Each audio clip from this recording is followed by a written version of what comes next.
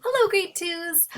Here is our part 2 of our math lesson, and I just want to remind you that there are 3 parts to the math lesson this week. There are 3 different activities, different types of math to work on, and we do not expect that you work on them all in one day. We do not expect that you work on them all in 3 days. We just expect that you take it slow, work on each part when you're ready to, and do what you can.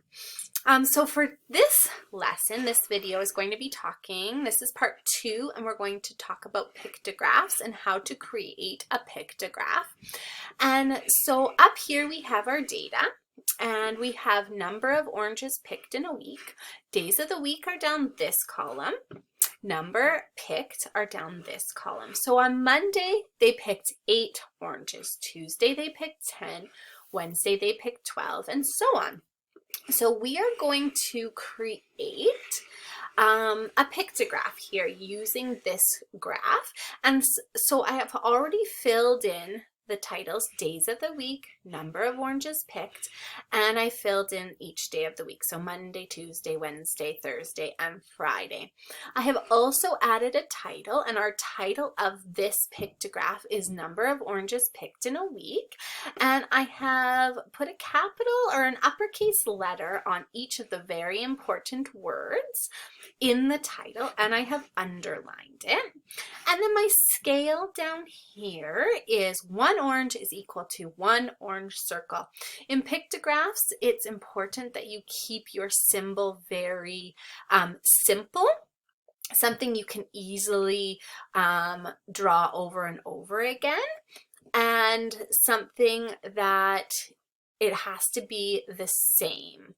So you couldn't use an orange circle and then a smiley face and then a dog face. You have to use the same symbol. So here we go. Now I'm going to look. On Monday I had 8, and since 1 orange is equal to 1 circle, I'm going to copy this, and then I'm going to paste it and move it over here. So that's 1, 2, 3, 4, 5, 6, 7, 8. So now I've used the 1 orange, the symbol, to represent the 8 oranges that were picked on Monday. Now, when we do this, we need to fill out the whole pictograph. So for Tuesday, I would do 10 oranges across. For Wednesday, I would do 12. For Thursday, I would do 14. And for Friday, I would do 10. Now, I am going to do Tuesday just to show you that it's important that they line up so we can see which day of the week had more oranges picked using this pictograph. So when you do this, you can draw it out. I've attached a PDF to the website, and there are a whole bunch of different ones you could practice with. And if you can print them off, awesome. If you cannot print them off, just draw them out. If you have a ruler, you could use a ruler. If not, just find something straight that you can draw nice straight lines with. So I'm going to get my 10 oranges, and I'm trying to make sure that they line up, which is important in a pictograph, so we can really analyze the data and can tell how many more are in each row.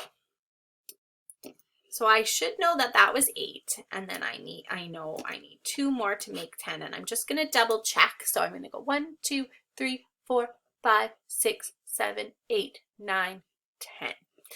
So you would fill out this whole graph when you are doing your own pages that are attached as a PDF to the website. And there are different ones you can practice. There's this one as well, and there's two different types. There's one that asks a lot of questions about the graph, and then one that you can actually create your own pictograph. So the next thing we're going to try to do is we're going to go to this online pictograph game and have some fun. And I'm just going to show you what it looks like. So here's the hyperlink here. And it's just a pictograph like this, and it asks you questions about this. So the question is, how many books does Nancy have? Now you might need some help reading this, and that's totally fine. Maybe mom or dad can help you. And each of this book picture means one book. So how many books does Nancy have?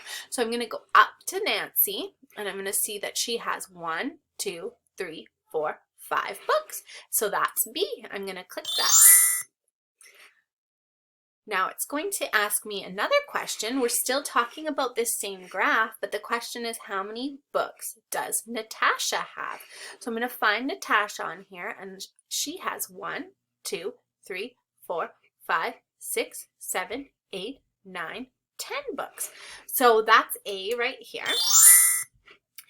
Now this is a little bit of a trickier question. How many more books does Nathan have than Amanda?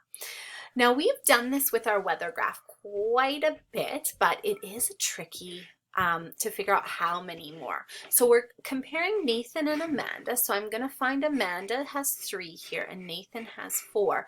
So I know that Amanda and Nathan, this book is the same, this book is the same, this book is the same, but Nathan has 1 more. Okay, so that is the graph, and that is the question, the game. You can play that as many times as you'd like. And then what you're going to do is choose 1 or more of the graphs to complete in the PDF on the website, creating pictographs and bar graphs.